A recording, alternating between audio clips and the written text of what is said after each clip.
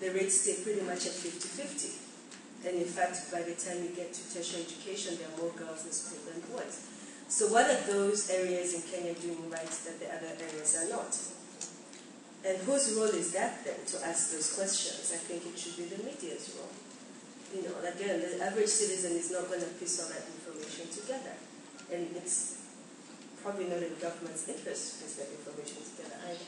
So for me, I think we need to do more as media. And as a company, one of the things we've started doing is training journalists. We're running a series of workshops across Africa, saying these are tools that you can use to disaggregate this information and improve your reporting, and there are opportunities here to tell stories better. A lot of the writing that we're seeing still by journalists in Africa is opinion and quotes and so on and so forth, and then we need to move away from that and have sort of fact-based reporting now that the facts are there. So that's, I think, my second key point, that access to information cannot be derived from media. I think a final example, South Africa during the Chief Justice interviews. You know, all of a sudden there was all this data about his decisions.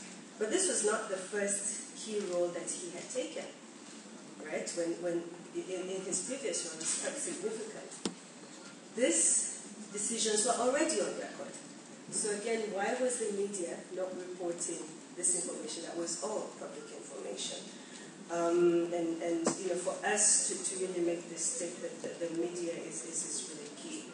Sorry, I'm beating that issue into the ground, but I think it's really, really important. I think the third thing when you talk about ICT and the public domain is the role of the citizen. Everyone here has been talking about the demand side and what we can do to you know, create demand for the citizens and how can we get this information to them. But I like to argue that citizens can also be suppliers of information, right? So again, because when we get so narrow in terms of how we define information, we often forget that citizens have information.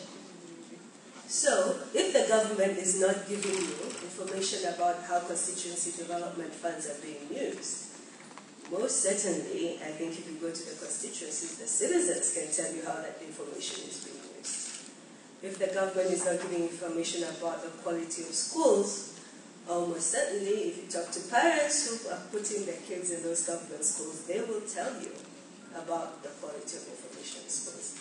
So we need to stop this sort of unidirectional focus in terms of what information is and who owns it. And we need to remember that citizens are sources of information, and how can we extract that from them?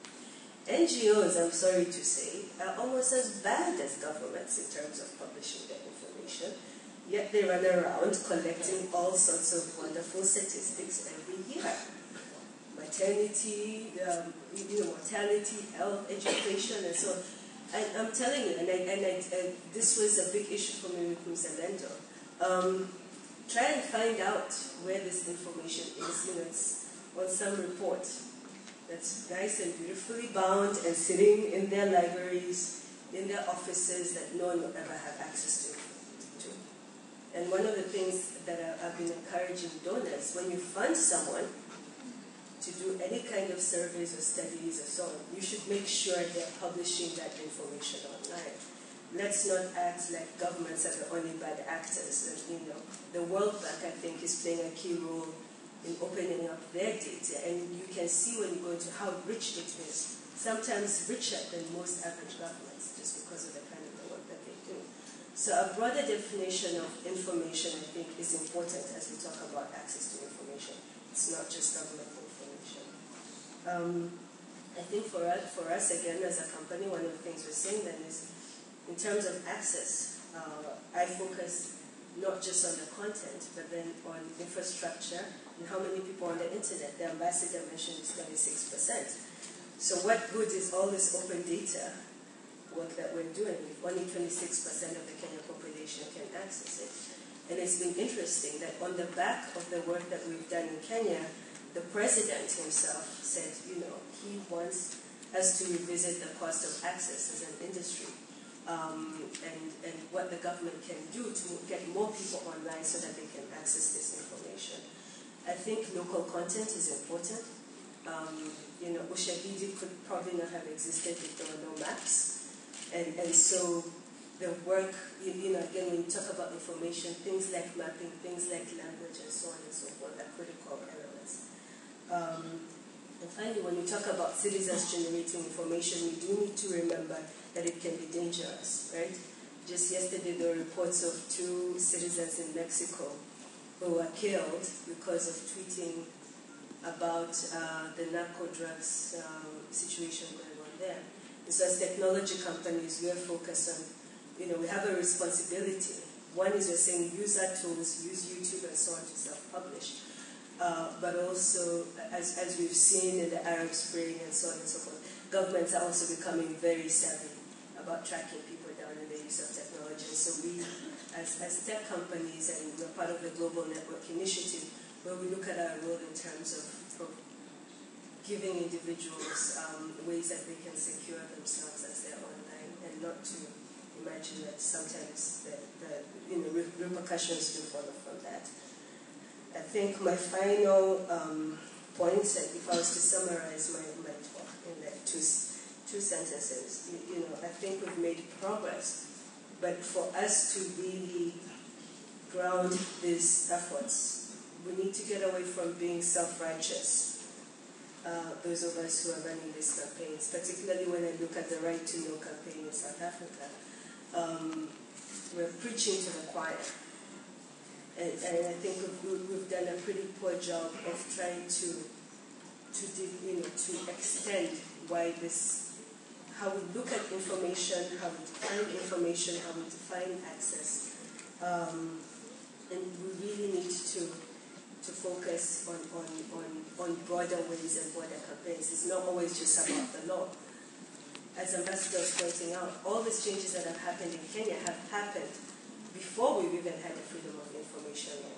So we're so focused on how many countries have and don't have laws, and we're missing opportunities to do very basic things. One of the most interesting campaigns I participated in my previous, one of my many previous lives as a lawyer,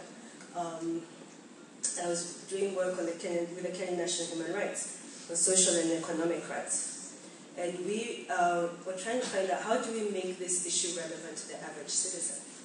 We chose to focus on expenditure of public funds and on cars. That, you know, governments were spending 3 million shillings, 4 million shillings, buying Range Rovers and big Mercs and so on for ministers and assistants. And in Kenya we have like a huge government, like 36 ministers. So imagine with each level, minister, assistant ministers buying an expensive car. So how do we make this an issue people care about? And there was no freedom of information law, there was no access to information.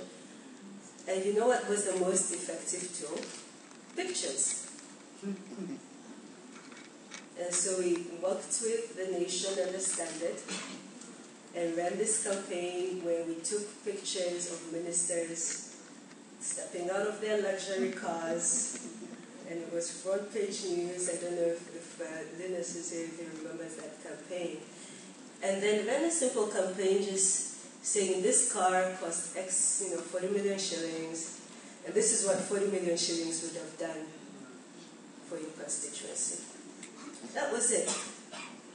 And that was very basic because we could break down. We didn't need any laws to do that. We weren't doing anything illegal. We were just taking pictures.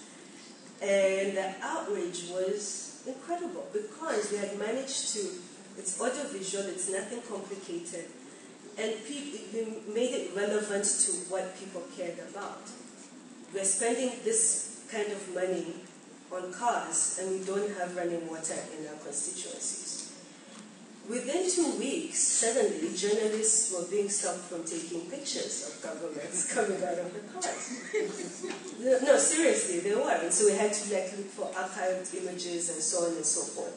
We also then ran a comparison with other African governments, Rwanda in particular, and Sweden, and said we're spending more than one of the most developed countries on cars.